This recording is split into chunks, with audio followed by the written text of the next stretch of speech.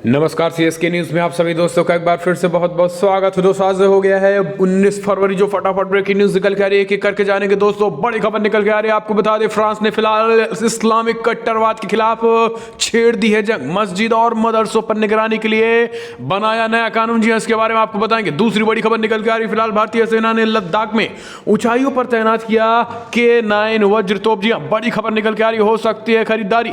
तीसरी बड़ी अपडेट निकल के आ रही है दोस्तों, फिलहाल जम्मू कश्मीर उपराज्यपाल से मिला विदेशी प्रतिनिधिमंडल। सिन्हा ने विधानसभा चुनाव को लेकर कही बड़ी बात। विदेशी प्रतिनिधिमंडल ने कहा जम्मू कश्मीर में ऑल इज वेल। जी हां, इसके बारे में आपको बताएंगे। इस बीच पाकिस्तान को बड़ा झटका, भारत से संबंध खराब होने के डर से श्रीलंका ने इमरान खान को संबोधन रद्द कर दिया है, यह भी आपको बताएंगे। और इस बीच दोस्तों FATF की बैठक इसी माह, पाकिस्तान के ग्रे लिस्ट से बाहर निकलने की संभावना नहीं, करारा झटका लगने वाला है। गृह मंत्री अमित शाह का चैलेंज किया, बड़ा ऐलान। कहा पंजाब निकाय चुनाव में बीजेपी को मिली हार पर बोले अमित शाह आने वाले समय में पार्टी का बड़ा रोल होगा। जी हां, गृह मंत्री अमित शाह ने पश्चिम बंगाल में कुछ एक बड़े ऐलान कर दिया और राम मंदिर को निर्माण को लेकर भी कुछ एक बड़ी खबर आई। तो दोस्तों सब कुछ खबरें जाने के, लेकिन उससे पहले एक छोटा सा निवेदन, अगर आपने चैनल को अभी तक सब्सक्राइब नहीं किया तो प्लीज सब्सक्राइब के लाल बटन दबाकर चैनल को सब्सक्राइब करें। और अगर आप भी मानते हैं कि प्रधानमंत्री मोदी हैं तो मुमकिन है तो इस वीडियो को लाइक करके अपना समर्थन दर्ज करें। दरअसल पहली बड़ी खबर निकल के आ रही, फिलहाल इस्लामिक कट्टरवाद के खिलाफ फ्रांस ने छेड़ दी है जंग। मस्जिद मदरसों पर निगरानी के लिए बनाया गया है नया कानून। फ्रांस ने देश में बड़े इस्लामिक आतंकवाद को खत्म करने के लिए नए कानून की मंजूरी दे दी है। इस कानून के तहत अब पुलिस को अधिकार होगा कि वो फ्रांस की मस्जिदों और मदरसों को जब चाहे तब बंद कर सकती है। इसके अलावा मुस्लिमों को एक से ज्यादा विवाह या फिर जबरन विवाह करने का अपराध घोषित किया जाएगा। इस कानून को फ्रांस की संसद के निचले सदन में धर्मनिरपेक्ष राज्य में धार्मिक कट्टरवाद को खत्म करने के लिए भारी बहुमत से मंजूरी दे दी गई है। इस कानून के मसौदे को लेकर राष्ट्रपति इमैनुअल मैक्रो की लॉ रिपब्लिकन एन मार्के पार्टी देश भर में कई रैलियों की थी, जिसके बाद फ्रांस के नेशनल असेंबली में भी हुई वोटिंग के दौरान 347 सदस्यों ने कानून के पक्ष में वोट किया था, जबकि विरोध में वोट देने वाले सांसदों की संख्या 151 रही है। अब इसे संसद के ऊपर सदन में पेश करने की प्लानिंग की जा रही है, जहां मैक्रो की पार्टी के पास बहुमत नहीं है। फिर भी फ्रांस में कट्टरपंथ के खिलाफ बढ़ते माहौल को देखते हुए इस कानून को ऊपरी सदन में भी मंजूरी मिलने के आसार हैं।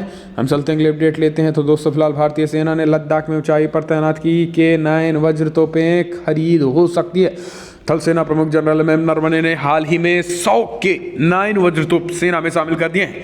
अब इन में से 3 तोपों को लद्दाख में ऊंचाई वाले पहाड़ी इलाकों में तैनात किया गया है। समाचार एजेंसी एएनआई के अनुसार एक शीर्ष सरकारी सूत्रों ने बताया है कि 3 तोपें गुरुवार को लेह पहुंच चुकी हैं, जिन्हें एक ऊंचाई वाले बेस पर ले जाया जा रहा है। इसके लिए जांच की जाएगी कि क्या इन तोपों का इस्तेमाल ऊंचे इलाकों में दुश्मन के खिलाफ किया जा सकेगा।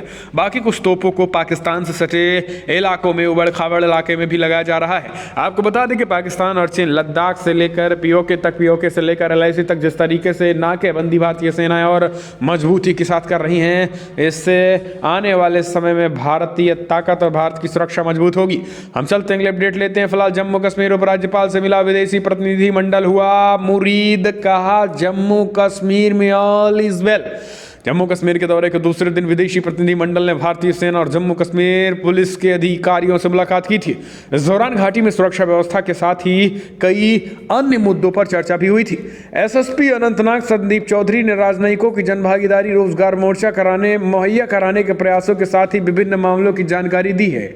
श्रीनगर SP समी नबी ने कोविड हाल ही में पुलिस द्वारा निभाई गई जिम्मेदारी के बारे में भी बताया था। और वहीं सेना ने घुसपैठ की कोशिश में 1948 में बारामूला में अत्याचार, सुरंग ड्रोन का उपयोग, मारे गए पाकिस्तानी आतंकवादियों की संख्या और सोशल मीडिया के जरिए आतंकियों की भर्ती में पाकिस्तान की भूमिका जैसे मामलों के बारे में विदेशी प्रतिनिधिमंडल को रूबरू भी कराया गया है। तो ये बड़ी खबर निकल के आ रही है। इस बीच विदेशी प्रतिनिधिमंडल ने कहा है कि फिलहाल जम्मू कश्मीर अब शांति बहाली की तरफ बढ़ रहा है, इसलिए यहाँ पर सब कुछ लगभग चंगा ही है और यहाँ फिलहाल सब कुछ ठीक चल रहा है। हम चलते हैं, अगले अपडेट लेते हैं। पाकिस्तान को बड़ा झटका, भारत से संबंध खराब होने के डर से श्रीलंका ने इमरान खान का संबोधन किया रद्द। पाकिस्तान के प्रधानमंत्री इमरान खान श्रीलंका पर जाने वाले हैं। इस दौरान उन्होंने यहाँ संसद को संबोधित करना था, जिससे अब रद्द कर दिया गया है। पाकिस्तानी मीडिया डॉन न्यूज़ ने स्वयं इस बात की जानकारी दी है। श्रीलंकाई सरकार के इस कदम को भारत के साथ अच्छे संबंध बनाए रखने के तौर पर देखा जा रहा है। माना जा रहा है कि इमरान अपने भाषण के दौरान कश्मीर का मुद्दा उठाएंगे, जिससे भारत नाराज हो सकता है। ऐसे में यह कार्यक्रम रद्द किया गया है। गौरतलब है कि पाकिस्तान को अब भी मौका मिलता है, वो कश्मीर पर छाती पीटने से बाज नहीं आता है। अगस्त 2019 में जम्मू कश्मीर से आर्टिकल 370 हटने के फैसले के बाद से उनकी वेबसाइट और बढ़ गई। बार बार इस मुद्दे को वैश्विक पटल पर उठाने की कोशिश करता रहा है। हम चलते हैं, अगली अपडेट लेते हैं। तो दोस्तों फिलहाल बिग ब्रेकिंग न्यूज़ निकल के आ रही है। FATF की बैठक की सीमा, पाकिस्तान की ग्रे लिस्ट से बाहर निकलने की भी संभावना नहीं। वैश्विक आतंकी वित्त पोषक प्रहरी वित्तीय कार्रवाई कार्यबल FATF की ग्रे सूची से पाकिस्तान के जून तक बाहर निकलने की संभावना नहीं है। हालांकि वो इस संगठन को पूर्ण बैठक से पहले सदस्य देशों से समर्थन जुटाने के प्रयासों में जुटा हुआ है। ये बात बुधवार को एक मीडिया रिपोर्ट में कही गई है। फाइनेंशियल एक्शन टास्क फोर्स यानी FATF की पूर्ण और कार्यकारी समूह की बैठकें 21 से 26 फरवरी के बीच पेरिस में होने वाली हैं। उन बैठकों में ग्रे सूची में पाकिस्तान की स्थिति पर फैसला होने की पूरी संभावना है। पाकिस्तान को जून 2018 में FATF की ग्रे सूची में रखा गया है और 29 मुद्दों को लागू कर वैश्विक चिंताओं को दूर करने के लिए समय सीमा भी दे दी गई है। हम चलते हैं, अगली अपडेट लेते हैं। दोस्तों फिलहाल इंटरनेट मीडिया पर लगाम कसने की तैयारी, देश विरोधी दुष्प्रचार रोकने के लिए सरकार हुई गंभीर, जल्द हो सकता है घोषणा। जी दरअसल ट्विटर, व्हाट्सएप, फेसबुक जैसे इंटरनेट मीडिया पर लगाम कसने की तैयारी पूरी हो चुकी है। सरकारी संबंधित कानून में संशोधन कर जहां यूजर्स के अधिकारों को मजबूत करने जा रही हैं, वहीं ये भी सुनिश्चित किया जाएगा कि किसी आपत्तिजनक और भड़काऊ पोस्ट को हटाने के लिए सरकार के आदेश का तत्काल पालन भी माना जा रहा है। मंगलवार को इस संबंध में घोषणा भी हो जाएगी। उच्च पदस्थ सूत्रों के मुताबिक केंद्रीय IT मंत्रालय ने ड्राफ्ट तैयार कर लिया है। इसके तहत कंपनियों से डाटा का स्थानीयकरण करने और पूरी तरीके से भारत में कंपनी के रूप में अपना रजिस्ट्रेशन कराने के लिए कहा जा सकता है। अभी सिर्फ बिलिंग के लिए इंटरनेट मीडिया को बड़ी कंपनी अपनी भारतीय इकाई को दर्शाती है, बाकी के काम के लिए उनका पूरा सिस्टम विदेश में रहता है। सब कुछ संबंधित कंपनी की इच्छा पर ही होती है। हम चलते हैं, अगले अपडेट लेते हैं। फिलहाल दोस्तों परीक्षा के तनाव को भूलकर अब PM मोदी से कीजिए सीधे सवाल, जाने कैसे होंगे सवालों का चयन। दरअसल परीक्षाओं के नज़दीक आते ही छात्रों पर अमूमन तनाव हावी होने लगता है और चेहरे से खुशियां गायब हो जाती हैं। प्रधानमंत्री मोदी की कोशिश देश के भविष्य की ऐसी मुश्किलों से बाहर निकालने की है। यही वजह है कि फिलहाल इस साल को बोर्ड की परीक्षाओं से पहले वह छात्रों को इससे बचने की कुछ खास टिप्स देते हैं। फिलहाल इसे लेकर PM मोदी ने गुरुवार को परीक्षा पे चर्चा से जुड़े अपने चौथे संस्करण का ऐलान भी किया है। इस बार UP पूरी तरीके से ऑनलाइन होगी। इसके साथ ही इसमें छात्रों के साथ अभिभावक और शिक्षक भी शामिल हो सकेंगे। प्रधानमंत्री मोदी ने गुरुवार को ट्वीट करके इस बात की घोषणा भी कर दी और इसके साथ ही परीक्षा की तैयारी में जुटे छात्रों को बहादुर योद्धा कहकर भी संबोधित किया। हम चलते हैं, अगले अपडेट लेते हैं। दोस्तों फिलहाल बिग ब्रेकिंग निकल के आ रही है। पंजाब निकाय चुनाव में BJP की मिली हार के बीच गृह मंत्री अमित शाह का ऐलान, आने वाले समय में पार्टी को बड़ा रोल होगा और बड़ा फायदा भी होगा। पंजाब निकाय चुनाव के परिणामों से मिली BJP को करारी हार के बाद केंद्रीय गृह मंत्री अमित शाह ने गुरुवार को प्रतिक्रिया दी है। उन्हें चुनावी नतीजों से जुड़े एक सवाल के जवाब में कहा है कि फिलहाल जब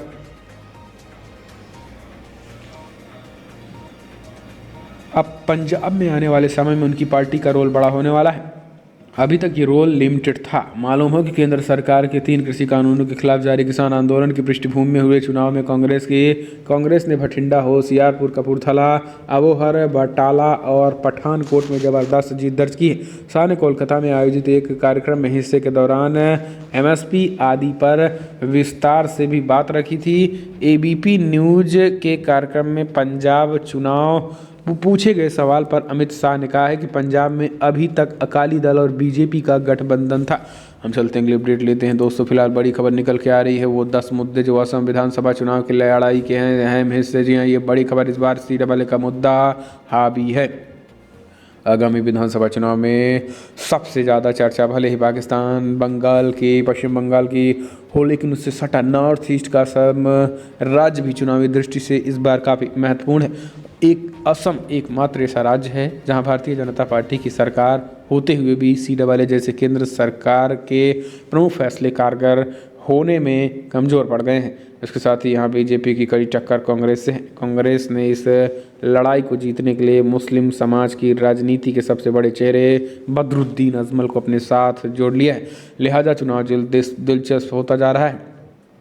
और ये आपको बता दें, पहला ये है कि नागरिकता संशोधन कानून, जी हाँ सीधे वाले, ये कानून भी इस बार हावी होने वाला है। एनआरसी, राष्ट्रीय नागरिक रजिस्टर्ड, एनआरसी भी आने वाला है। अवैध प्रवासी मूल निवासियों को ज़मीन का हक, एससी स्टेटस की मांग, लव जिहाद, चाय, सांप्रदायिकता, गोरखा ऑटोनोमस काउंसिल, इस तरीके के कुछ नए नए मुद्दे हैं।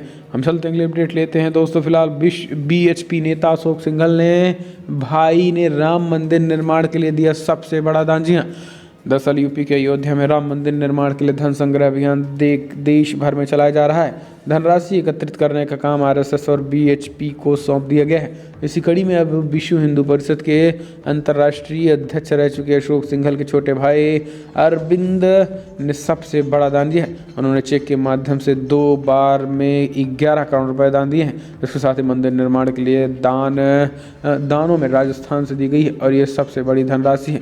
आपको बता दें कि अरविंद ने कहा है कि फिलहाल बड़े भाई अशोक सिंघल का सपना साकार हो रहा है। आपको बता दें कि अशोक सिंघल ने राम मंदिर निर्माण के लिए आंदोलन चलाया था। बीएचपी के दिवंगत नेता अशोक सिंघल ने राम मंदिर निर्माण का मुद्दा प्रमुखता से उठाया था और इसके लिए उन्होंने कई बड़े आंदोलन भी किए थे।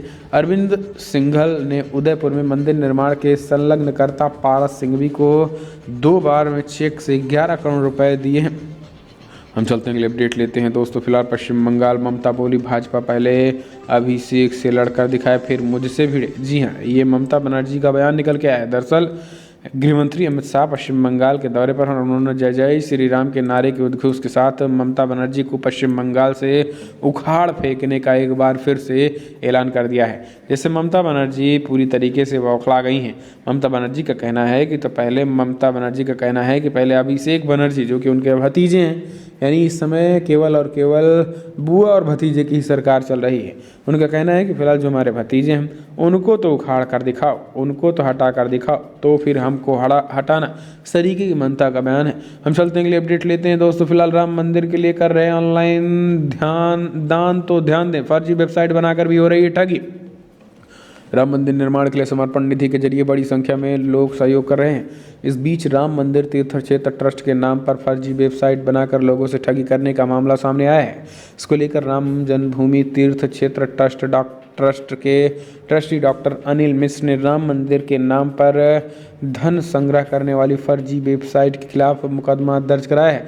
इसके आधार पर पुलिस ने 2 युवकों तेजवीर सिंह और गौरव कुमार सिंह के खिलाफ मुकदमा दर्ज कर लिया है। डॉक्टर अनिल मिश्र ने अयोध्या के राम जन्मभूमि थाना में एक प्रार्थना पत्र दिया, जिसमें आरोप लगाया गया है कि श्री राम जन्मभूमि तीर्थ क्षेत्र ट्रस्ट की ऑफिशियल वेबसाइट https://srjbtsekhara.org से मिलती जुलती फर्जी बना दी गई है और इस वजह से कई लोगों के खिलाफ मुकदमा भी दर्ज किया गया। हम चलते हैं अगले अपडेट लेते हैं दोस्तों। फिलहाल भाजपा नेता को आया Congress social media team join करने का मैसेज, शेयर कर बोले क्या ये स्कैम है क्या। दरअसल बीजेपी के नेता तेजिंदर पाल सिंह बग्गा को Congress social media team join करने का मैसेज आया है, तो उन्होंने इसे शेयर करके लिखा है कि क्या ये स्कैम है। लेकिन सोशल मीडिया पर उनका ये कमेंट लोगों के लिए मज़ेदार रहा है। कई लोग ने इनका अपना रिएक्शन दिया। आपको बता दें कि भाजपा की सोशल मीडिया टीम मजबूत है। अब कांग्रेस भी इसी तरीके से मजबूत करने में जुटी है, लेकिन हो नहीं पा रहा है, इसलिए भाजपाइयों पर ही डोरी डालने लग रही हैं। हम चलते हैं अगले अपडेट लेते हैं। पुदुचेरी, नारायण स्वामी का सरकार पर संकट, उपराज्यपाल ने दिया 22 फरवरी को फ्लोर टेस्ट का आदेश दिया। पुदुचेरी में राजनीतिक संकट के बीच उपराज्यपाल तिमिलसाई ने 22 फरवरी को शाम 5 बजे तक विधानसभा में फ्लोर टेस्ट का आदेश दे दिया है। आपको बता दें कि सत्ताधारी पार्टी के विधायकों के इस्तीफे के बाद से राज्य में राजनीतिक संकट गहरा गया है। वहीं उपराज्यपाल के सचिवालय की तरफ से यहां पर जारी एक विज्ञप्ति में कहा गया है कि फिलहाल विधानसभा में विपक्ष के नेता और AINRC प्रमुख एन रंगास्वामी इस बात पर जोर दे रहे हैं कि सरकार को सदन में अपना बहुमत साबित करना चाहिए, जिसके बाद सौंदरराजन ने मुख्यमंत्री बी नारायण स्वामी को ये निर्देश दे दिए हैं। हम चलते हैं अगली अपडेट लेते हैं। तो दोस्तों, महाराष्ट्र के यवतमाल में वीकेंड लॉकडाउन, जी हाँ, जाने किन चीज़ों पर रहेगी पाबंदी। दरअसल कोरोना महामारी के कारण बढ़ते मामलों को देखते हुए महाराष्ट्र के यवतमाल में वीकेंड लॉकडाउन लगा दिया गया है। राज्य के मुख्यमंत्री ठाकरे ने मुंबई में कोविड-19 पर एक अहम बैठक के बाद यवतमाल में साप्ताहिक यानी रविवार लॉकडाउन लगाने का आदेश दे दिया है। तो दोस्तों, अब आप समझिए, कभी भी कई ऐसी जगह हैं जहां लॉकडाउन चल रहा है कोविड-19 के मामले। हम चलते हैं अगली अपडेट लेते हैं। तो दोस्तों, फिलहाल बड़ी खबर निकल के आ रही है। भोपाल में आपस में ही भिड़ गए हैं कांग्रेस। 20 फरवरी को बंद बुलाने को लेकर हाथापाई। जिला कांग्रेस अध्यक्ष की बेटी ने कार्यकर्ताओं को ही पीट दिया। भोपाल स्थित मध्य प्रदेश कांग्रेस कार्यालय में गुरुवार को उस वक्त नेता व कार्यकर्ता आपस में भिड़ गए जब 20 फरवरी को पार्टी द्वारा बुलाए जा रहे बंद की क्षेत्रवार जिम्मेदारी को लेकर चर्चा हो रही थी। बताया जा रहा है कि इस दौरान जिला कांग्रेस अध्यक्ष की बेटी ने कार्यकर्ताओं को पीट दिया है। दोस्तों, आपस में ही टकराहट बढ़ती नजर आ रही है। इस बीच हम चलते हैं अगले अपडेट लेते हैं। तो दोस्तों, फिलहाल उन्नाव में हुए हादसे पर सीएम योगी आदित्यनाथ का एक्शन, जी हाँ, ताबड़तोड़ एक्शन। पुलिस ने दर्ज किया हत्या का मामला। यूपी के उन्नाव जिले के असोहा थाना क्षेत्र में बुधवार को 2 किशोरियों की मौत के मामले में यूपी पुलिस ने पिता की तहरीर पर हत्या का केस दर्ज किया है। बबुराहा के मजरा पाठकपुर में किशोरियों की मौत के मामले में पुलिस ने एक किशोरी के पिता की तहरीर पर हत्या का शव छिपाने की धाराओं में रिपोर्ट दर्ज की है। एसपी आनंद कुलकर्णी ने बताया है कि तहरीर के आधार पर रिपोर्ट दर्ज कर जांच शुरू कर दी गई है। असोहा के बबुराहा के मजबापुर माठकपुर निवासी सूरज रावत ने बताया है कि फिलहाल बुधवार शाम तक खेत में काम कर रहे पत्नी घर नहीं लौटा तो पत्नी बिटोला ने बताया कि बेटी और परिवार के 2 लड़के खेत से नहीं लौटी हैं। पत्नी की सूचना पर उसने बेटियों की खोजबीन शुरू की तो वहां पर 1 घंटे बाद पाया मृत मिले। हालांकि अब पोस्टमार्टम रिपोर्ट में जहर की पुष्टि सामने आई है, लेकिन उसके बावजूद हत्या का मुकदमा दर्ज किया गया है। हम चलते हैं अपडेट लेते हैं। दोस्तों, फिलहाल टूल किट मसले पर दिल्ली पुलिस ने हाई कोर्ट में कहा मीडिया में कुछ भी लीक नहीं किया जा रहा है। फर्जी आरोप लगाया जा रहा है कुछ लोगों द्वारा।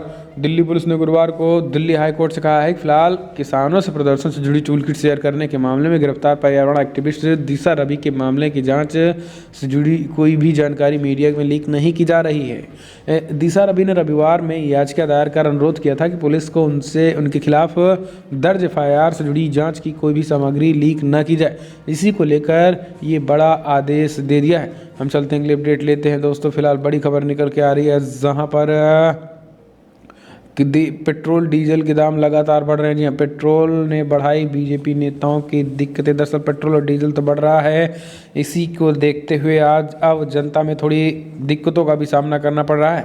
इस वजह से पेट्रोल और डीजल के दाम को लेकर विपक्षी जहां मोदी सरकार पर हमला बोल रहे हैं, तो वहीं सरकार का कहना है कि पेट्रोल और डीजल के दाम जल्द ही कम होंगे, लेकिन हम इसे जल्द से जल्द खत्म करने के साथ साथ एक तरीके से पूर्ण समाधान चाहते हैं। इसलिए सब बड़े पैमाने पर इलेक्ट्रिक गाड़ियों का यूज करें, तो इस तरीके की बातें कही गई हैं।